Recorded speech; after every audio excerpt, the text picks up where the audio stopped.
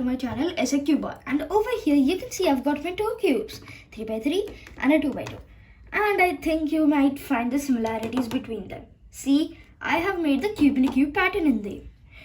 I have made it in these two cubes, but what if I try it in some other cube with like maybe a shapeshifter or something? Yes, we're gonna be doing it in the magic cube. See? Well, it's a bit kind of confusing, but after you show the algorithm which I tell you and you see it with your own eyes, then you'll recognize it immediately. So, let's take our other cube and let's make our pattern. Okay guys, so let's start with the algorithm. But before starting, I think you might have the 3x3 and the 2x2. If you have, I've given two links in the description. Guys, so before going for the algorithm, first you want to choose your perfect side. So I think I'll take the one with the biggest, a big corner piece at your right bottom. So this will be my side and I'll follow this algorithm which I've shown on the screen.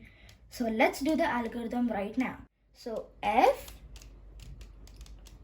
L, F, U dash,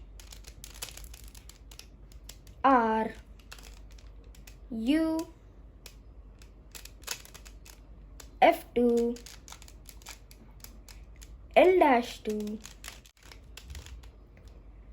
U dash, L dash, B. So over here I'm twisting the cube a bit and then I'll do B. So B, then D dash,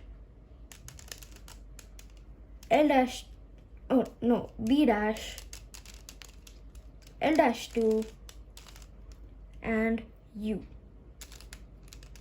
And look over here, our pattern's complete. It's very cool and it looks good too. But in this cube, there's one thing that this pattern also looks like a snake pattern, doesn't it? So I hope you have made it and then look at it close. Look at this thing.